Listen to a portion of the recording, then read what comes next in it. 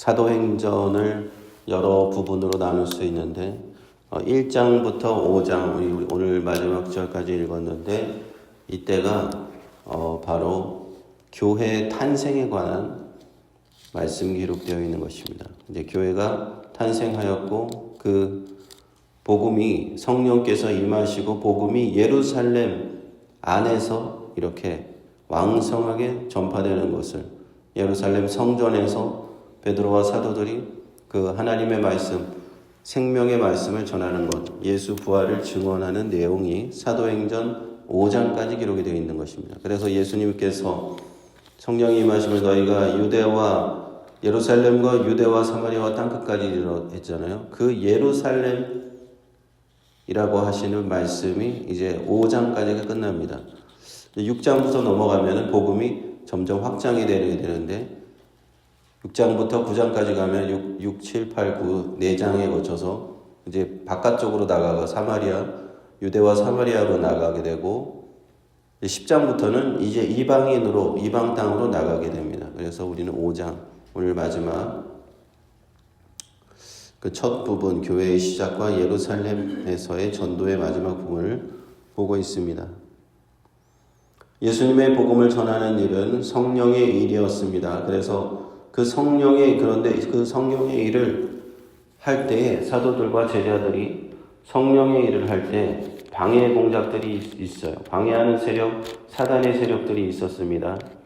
특히 그 대제사장과 사두개인들이 당파들이 그들의 마음에 시기가 가득하게 하고 그들은 이제 사도들을 잡아다가 옥에 가두었다. 18절에 보니까 감옥에 가두었다고 기록되고 있습니다. 그때 19절에 주의 사자가 밤에 옥문을 열어서 그들을 다시 내보내 주었죠. 그리고 성전에 서서 예루살렘 성전을 말하는 겁니다. 예루살렘 성전에서 이 생명의 말씀을 다 백성에게 전하라. 성령께서 그 천사를 통해서 다시 한번 말씀하시고요. 사도들은 명하신 대로 새벽부터 들어가서 예루살렘 성전에서 예수복음 부활하신 생명의 말씀 복음을 다시 전하기 시작합니다. 감옥에 가두었지만 천사가 꺼내주어서 이 사도들은 도망가지 아니하고 성전에서 그 말씀을 담대하게 증거하게 되었다. 그러자 다시 한번 산헤드린 공회가 모여집니다.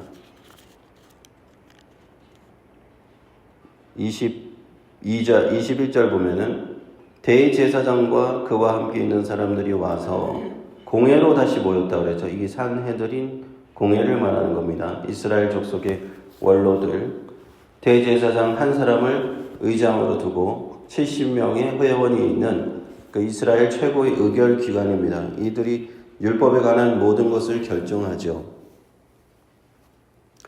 그래서 공회가 모여서 이 사도들에 대해서 어떻게 처분을 내릴까 감옥에 가서 데리고 가라 하는데 감옥에 갔더니만 사도들을 찾을 수가 없어요. 하나님께서 그 간수들의 눈을 다 멀게 하신 거죠. 사도들이 빠져나갔는데도 불구하고 그들은 알고 있지 못합니다. 감옥의 문은 전처럼 잠겨 있지만 감옥을 지키는 자들은 그들이 빠져나갔다는 것을, 도망갔다는 것을 전혀 알 수 없는 상황이에요. 사도들은요, 자신들의 힘으로 그 감옥을 탈옥한 것이 아니에요. 성령께서 강권적으로 역사하시고 천사를 보내주시고 감옥문을 열리고 사도들은 아무도 모르게 그들은 눈치채지도 못하고 거기를 빠져나올 수 있었다 하는 일입니다. 성령께서 역사하실 때 사실 이런 일들이 일어나는 경우들이 있습니다. 예전에 어떤 분의 이 책을 읽었었는데 그분이 일제시대 때 복음을 전하던 그 한국인 선교사와 함께 배를 탔던 경우가 있었다고 해요. 근데 이 선교사는 신분증도 없었고 배에 티켓도 없었고 아무것도 없었다고 합니다. 선교를 하기 위해서 일본을 가야 되는데 배를 타야 되는데 그 선교의 목적으로는 신분증도 티켓도 구할 수가 없었다고 해요. 그런데 선교사가 믿음으로 기도하고 자신이 하나님 앞에 성령께서 도와주시면 내가 일본으로 분명히 갈 수 있다라고 확신을 가졌다고 합니다. 근데 그때 동행하던 사람이 걱정이 돼서 그 사람에게, 선교사에게 물었어요. 정말 신분증도 없고 티켓도 없는데 배를 탈 수 있겠습니까? 그랬더니 선교사가 하는 말이, 성령께서 분명히 도와주실 것이고 저들의 눈을 멀게 해주실 거예요. 그러면서 정말로 그 성큼성큼 그 배를 향해서 올라갔는데, 웬일인지 정말로 하나님께서 역사하시니까 그것을 검사하는 사람들이, 그 사람이 지나가고 배에 오르는데 다 다른 데를 보고 있고 딴청을 피우면서 그 사람을 마치 없는 사람처럼 취급하자는 거예요. 그래서 신분증과 티켓을 검사하지도 않고 그 배에 타고 목적지에 갈 수 있었다라는 이야기를 제가 이렇게 책에서 본 적이 있습니다. 성령께서 역사하시니까, 주의 복음이 역사하시니까 이러한 일들이 일어나는 거예요. 사도들이 그 감옥에 갇혀 있었지만 감옥에서 빠져나올 때 아무도 알지 못하는 것이에요. 하나님께서, 성령께서 그들의 눈을 가리셨다. 25절에 보니까 사람이 와서 고하되 보소서 옥에 가두었던 사람들이 성전에 서서 백성을 가르치더이다. 성전 맡은 자는 이제 성전 경비대장을 의미하는데요. 이들은 이 관원들을 이끌고 저희들을 잡으러 갔습니다. 어제까지 감옥에 가두었던 사람들이 지금 아무렇지도 않게 성전에 서서 백성들에게 복음을 전하고 있는 거예요. 그러나 그들을 강제로 데리고 와서 그 백성들 앞에서 그들을 결박해서 데리고 올 수는 없었어요. 왜냐하면 백성들이 수많은 수가 이미 예수님을 믿고 있었고, 자칫 잘못하다가는 폭동이 일어날 것을 백성들이 돌로 칠까 두려워했다. 26절에 이렇게 말씀하고 있습니다. 그리고는 그들을 다시, 사도들을 공회 앞에 세웠습니다. 27절에 공회 앞에, 산헤드린 공회 앞에 세우니까 대제사장은 가야바입니다. 이름이 가야바인데 그 대제사장이 묻습니다. 우리가 이 이름으로 사람을 가르치지 말라고 엄히 금하였지 않느냐? 그러나 너희가 너희 교를 예루살렘에 가득하게 한다. 그러니 이 사람의 피를 우리에게 돌리고자 함이로다. 여기서 분명하게 나오죠. 그들이 예수님을 넘겨주고 본디오 빌라도에게 십자가에 못 박히도록 넘겨주었다는 내용이 자기들 입으로 얘기하고 있는 거예요. 그리고 그 이름, 예수님의 이름을 언급하지도 못해요. 그냥 이 이름, 이 사람이라고만 하고 있어요. 이 대제사장의 입으로 자기가 예수님을 넘겨주었다는 것을 밝히 얘기하고 있는 겁니다. 그러자 베드로와 사도들이 대답하는 것은 무엇입니까? 사람에게 순종하는 것이 마땅합니까? 아니면 하나님에게 순종하는 것이 마땅합니까? 당연한 질문이지만 하나님에게 순종하는 것이 마땅하지 않느냐 하는 것이죠. 유대인들에게 산헤드린 공회가 예수의 이름을 전하지 못하게 명령했어요. 산헤드린 공회는 그들의 최고의 의결기관이기 때문에 누구든지 유대인이라면 그들의 명령을 따라야 할 겁니다. 그러나 베드로가 담대히 말하는 것은, 우리는 너희들의 말을 따를 수가 없다. 아무리 산헤드린 공회라고 하더라도 우리는 하나님의 명령을 따를 수밖에 없다 라고 얘기하는 것입니다. 그러면서 너희가 십자가에 못 박히로 나무에 달리게 하기 위해서 넘겨준 그 예수님을 바로 하나님께서 다시 살리셨다. 죽은 자 가운데서 다시 살리셨다. 부활하게 하셨다. 그리고 하나님께서 그 예수님을 오른손으로 높이시고 임금과 구주로 삼으셨다. 이것은 바로 이스라엘로 회개하기 위해서이고, 이스라엘이 모든 듣는 자마다, 복음을 듣는 자마다 죄의 용서함을 받게 하시려는 것이다 라고 얘기한 것입니다. 그러므로 베드로는 이때 예루살렘에 있는 모든 유대인들에게 지금 복음을 전하고 있는 것입니다. 복음은요, 이 유대인들에게 먼저 증거되었다는 것을 우리는 이제 알 수가 있는 거예요. 예루살렘에 모인 그 수많은 유대인들, 처음에 오순절 성령이 임했을 때 3,000명이 믿고 5,000명이 믿었다. 이 사람들 다 유대인들인 거예요. 유대인들이 먼저 예수님을 믿은 것입니다. 그래서 예루살렘 안에서 지금 복음이 전파되고 있는 거예요. 아직은 예루살렘 바깥으로는 복음이 나가지 않고 있었어요. 그러나 제일 먼저는 예루살렘에 복음이 증거되고 있다. 그래서 예루살렘과 온 유대와 사마리아와 땅끝까지 이렇게 복음은 예루살렘에서 시작해서 쭉 온 세계를 향해서 다시 돌아가고 나중에 예루살렘으로 돌아온다라고 이제 사람들은 생각하고 있습니다. 32절에 보니까 우리가 이 일의 증인이요 하나님이 자기를 순종하는 사람들에게 주신 성령도 그러하다.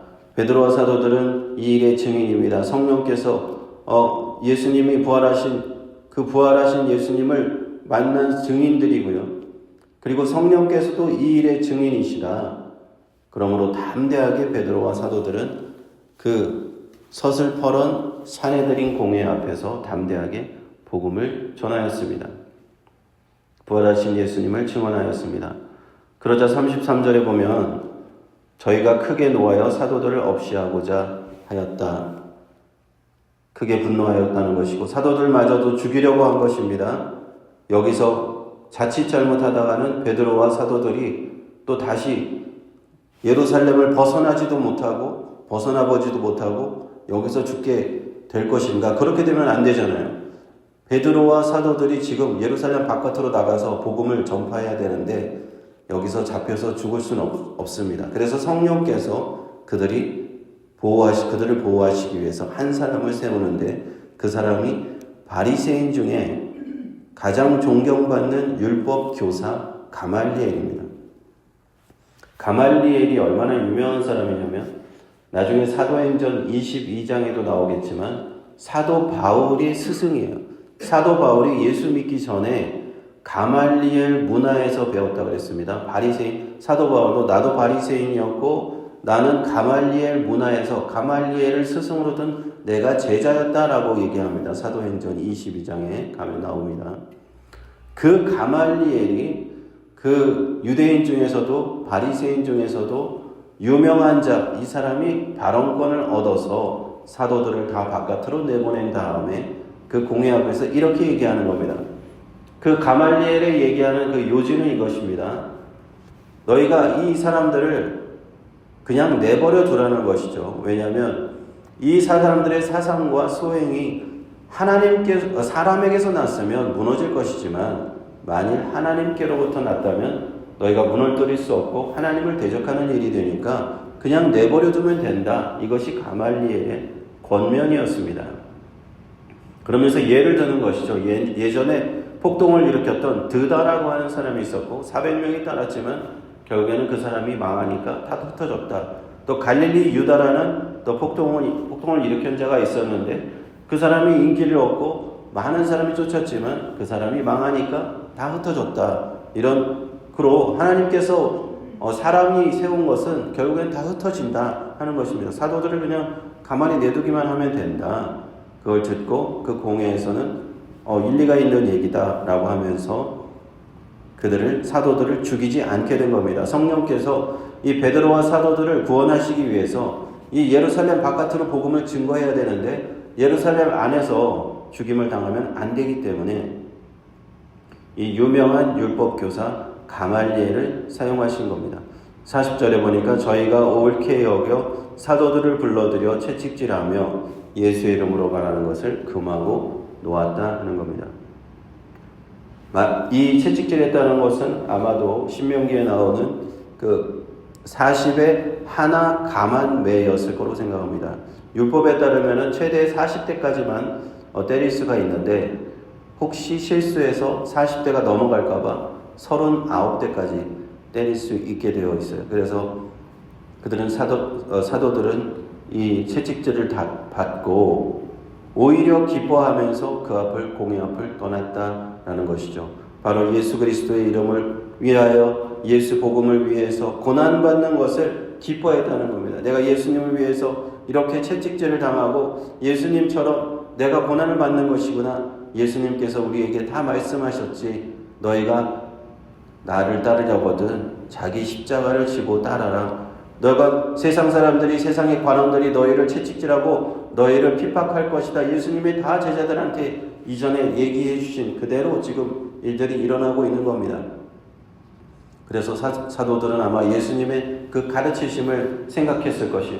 그리고는 기뻐하면서 날마다 예루살렘 성전에서 또 집에서 기회가 있을 때마다 쉬지 않고 예수는 그리스도라 가르치고 전도하고 하는 것을 쉬지 않았다 하는 것입니다. 우리는 사도행전 1장에서 5장까지 이제 첫 부분을 다 보았는데 교회가 탄생한 이야기입니다. 오순절 다락방에서 성령이 강림하셨고 베드로와 사도들이 이제 전도를 하기 시작했고 초대교회가 시작되었습니다. 수많은 기적과 표적이 나타났습니다. 초대교회는 자발적으로 자신의 재산을 나누었습니다. 땅을 팔았고요. 그 재산의 값을 사도들의 발 앞에 놓았습니다. 날마다 믿는 자들이 더해졌고 예루살렘 안에 있는 수많은 유대인들이 예수님을 믿게 되었습니다. 여기서 사내들인 대제사장이 얘기하잖아요. 너희 교를 예루살렘 안에 가득하게 했다. 이미 예루살렘에 예수님을 믿는 사람들이 많아졌다는 얘기입니다. 그러므로 초대교회가 얼마나 유대인들에게 강력하게 전파되었는지, 그 복음이 전파되었는지 우리는 알게 되는 겁니다.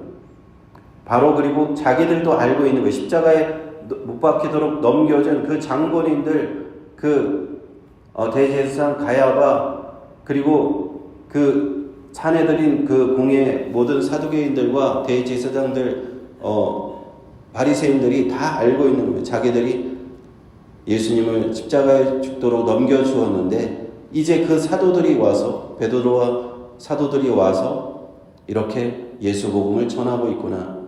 그래서 그들은 고민하면서 이렇게, 그렇지만 성령께서 역사하시니까 사도들을 다 보호하시는 이 복음, 우리는 장면을 보고 있는 겁니다. 이제 이 예수님의 복음은요, 예루살렘을 넘어가는 겁니다. 예루살렘을 떠나게 되고요. 이제 확장된 복음의 확장은 폭발적인 확장이 나타날 것입니다.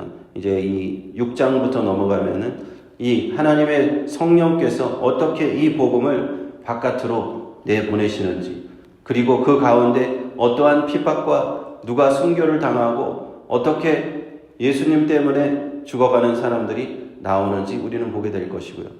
6장, 7장, 8장, 9장에서 그 하나님의 복음이 놀랍게 전파되는 것을 우리는 앞으로 생생하게 보게 될 것입니다. 이처럼 초대교회의 역사는요, 성령의 역사였고요. 성령이 충만하니까 베드로와 사도들은 죽음을 불사하고 강력한 전도자들이 되었습니다. 그러므로 우리에게 필요한 것은 무엇인가? 우리도 이 사도들과 같이 성령이 충만해야 됩니다. 성령의 능력이 우리에게 임해야 돼요. 그래야 우리 교회가 기적과 표적이 나타날 것이고 우리도 담대하게 복음을 증거할 수 있습니다. 우리가 하나님의 말씀을 어떻게, 생명의 말씀, 이 베드로와 사도들이 전했던 그 말씀 어떻게 증거할 수 있느냐? 내 힘으로 되는 것 아니고 내 능력으로 되는 것 아닙니다. 내 지혜로 되는 것 아닙니다. 오직 성령의 충만으로 가능한 줄 믿습니다. 기도하겠습니다. 하나님 은혜 감사를 드립니다. 성령께서 역사하시며 아버지, 우리가 그리스도 안에서 아버지 담대히 복음을 증거할 수 있음을 믿고 감사합니다. 하나님, 성령께서 우리 가운데 충만히 임하여 주옵소서. 능력 가운데 임하여 주옵소서. 권능 가운데 임하여 주옵소서. 주의 말씀을 주님 사도들처럼 쉬지 아니하고 그리스도는, 예수는 그리스도라 우리가 증거하는 주의 백성, 주의 제자들 될 수 있도록 축복하여 주옵소서.